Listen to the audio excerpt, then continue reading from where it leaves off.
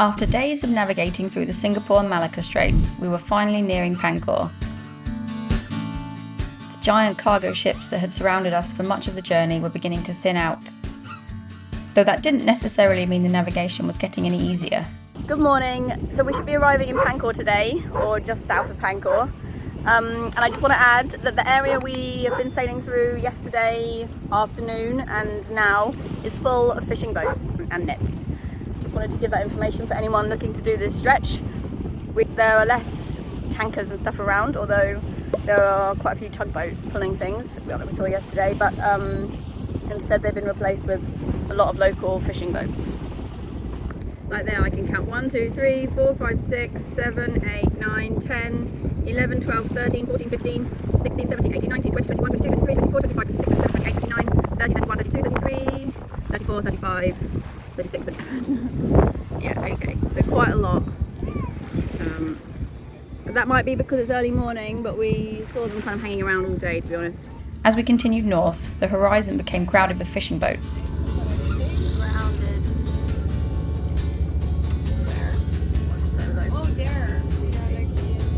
Hundreds of them. Everywhere we looked there seemed to be another boat, another net waiting to catch out the unwary sailor. Fortunately, we were making this part of the journey during daylight. Trying to weave through this maze at night would have been a very different experience. With the boat making steady progress north, life aboard settled into its usual rhythm. While Timo kept watch from the cockpit, I tried to make some progress on editing our latest YouTube episode. One of the strange things about this lifestyle is that while we're out here creating the adventure, we're also trying to edit and share it at the same time.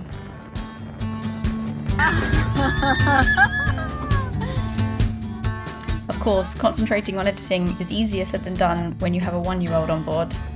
Did you find me? Oh, where am I? I'm here.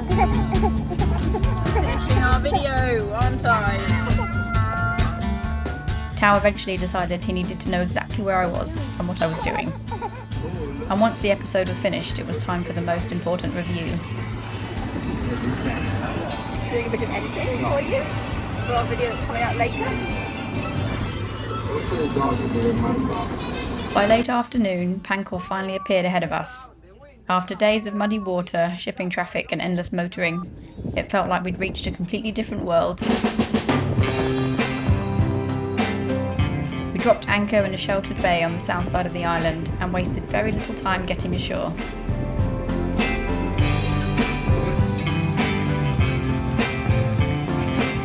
Solo, no panic, good boy, go, go, go.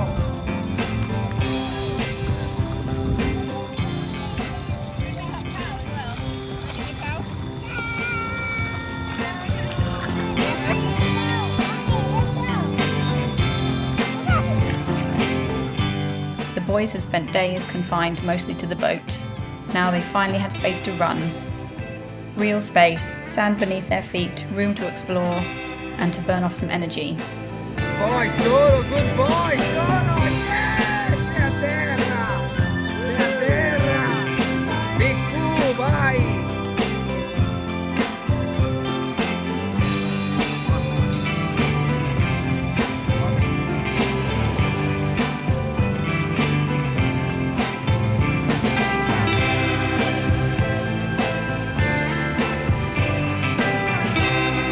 Sometimes it's the simplest things that feel the most special after a passage. A beach, a swim, a paddleboard ride, and a few hours ashore making sandcastles.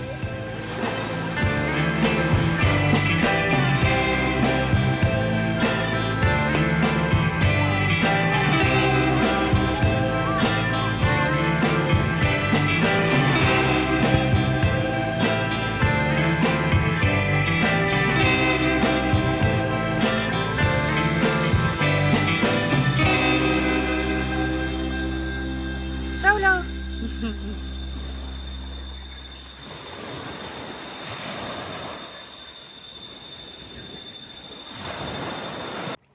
Mommy, now that Tao's finished his fingers, and now that's Tao's. The following morning it was time to continue north, 22 meters. but as we motored away from the anchorage, something didn't feel quite right. And Joanna tried to save the boat from one unknown garbage plastic on the propeller. She say only it's huge. Now we go to see. The boat wasn't performing as expected. Whenever something feels wrong with the propeller, there's usually only one way to find out. Someone has to get in the water. Oh, it's all, eh? I could go and have one last Yeah, check. go to have another check. What do I do? Leave it close to the boat. Close to the boat, okay, go to grab from the back. Okay. Fortunately, the problem turned out to be relatively simple. Okay, A big perfect. plastic bag wrapped itself around the propeller. Brava. Yes. Okay. No other boat got to be inch from this. Not ideal, but certainly better than discovering a more serious problem. Yeah, the pup's got some barnacles, but it's free. You want me to scrape a bit or? No, we go. Brava. With the propeller cleared, there was one more stop to make before continuing north. We still had a few jobs to take care of. Oh, this reminds me of having the same little baby on a big sail in Fiji.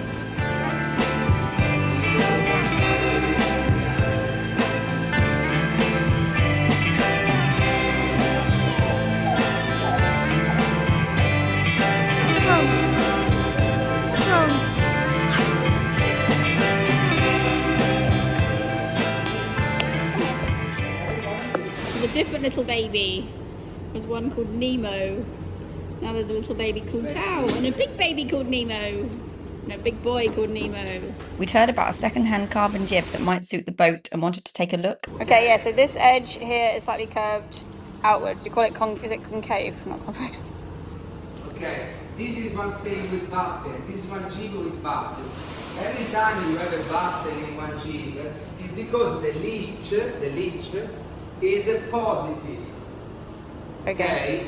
I mean, when you try to put in tension the leech, if you don't have the button, you have one fold flapping like this.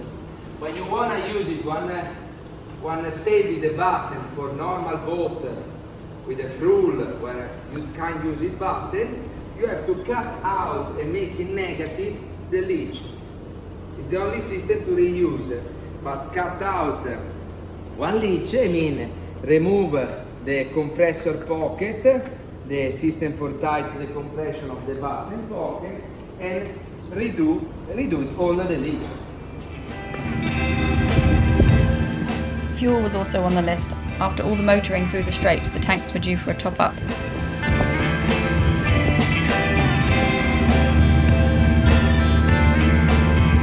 Voglio far vedere ai nostri amici queste barche da pesca che sembrano uscite fuori da un film, da un cartone animato di Studio Ghibli. Guarda la cabina là in alto dove si timona. Guarda, quella è la cabina da cui si comandano questi cosi. Sembrano o no? Commentate, sembrano o no usciti fuori da un cartone animato come Porco Rosso? Guarda che roba! Però quando li facciamo in mare sono altissimi queste cabina di sopra. Guarda che roba! È un cartone animato, non è reale.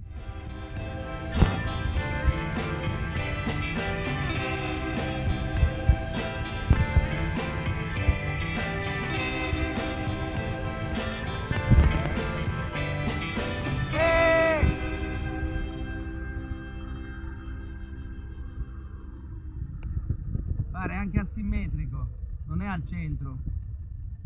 Bello. Piaciuto ragazzi? Hanno una stabilità di forma. Oh my gosh. E sono bellissimi. Stavamo pensando con Giovanni di vendere in via e prenderne uno.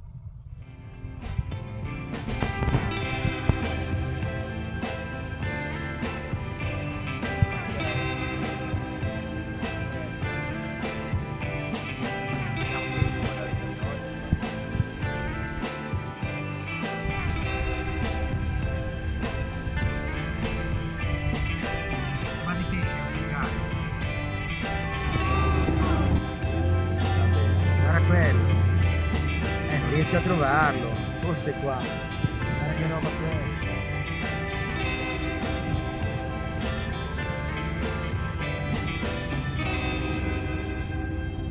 bellissimo.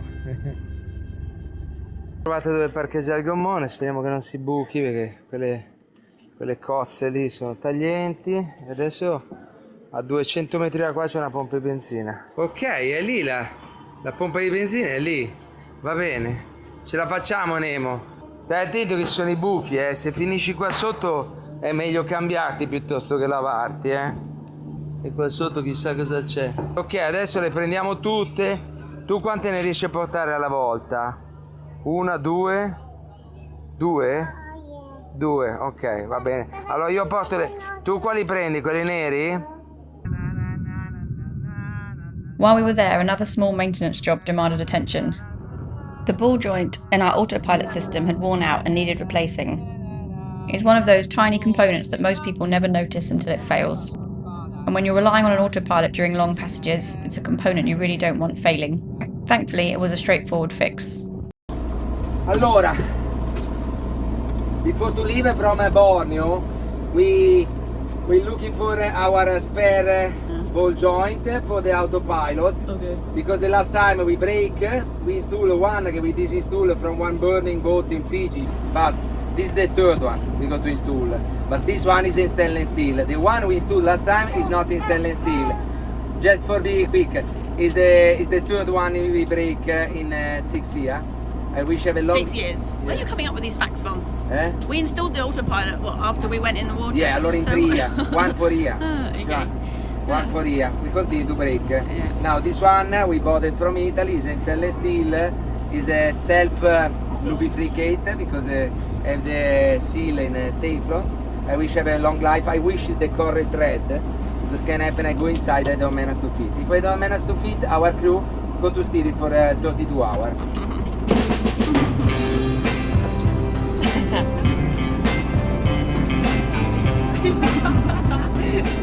With the tanks full, the propeller cleared, and the autopilot back in working order, we were finally ready to move on. Langkawi was now only a few days away. After the muddy water, shipping traffic, and endless motoring of the Singapore and Malacca Straits, it felt like we were finally leaving that chapter behind. Langkawi and Thailand have long been major hubs for the sailing community in this part of the world, with thousands of cruising boats passing through every year. And Langkawi has long been a favourite stop for cruising sailors, with its marinas, boatyards and active sailing community. It's often a place where plans are made and new opportunities appear. After weeks of slowly working our way north from Singapore, we were looking forward to arriving and seeing what opportunities might be waiting for us there. There was still a long way to go before Phuket, but reaching Langkawi would be a major milestone. For us, it also felt like the beginning of a new chapter. New anchorages, new people, new landscapes, and hopefully new opportunities waiting somewhere further north. So once again, we pointed the bow north and continued the journey. If you enjoyed this video, we'd really appreciate it if you could click the subscribe button, like, comment, share it with your friends, and don't forget to ring the bell so you don't miss out on any future episodes. If you'd like to support our journey in these videos, you can join our Patreon crew or leave a one-off donation via our Ko-fi website or PayPal. I'll put the links in the description below. Every contribution helps keep us sailing and filming. Thank you so much.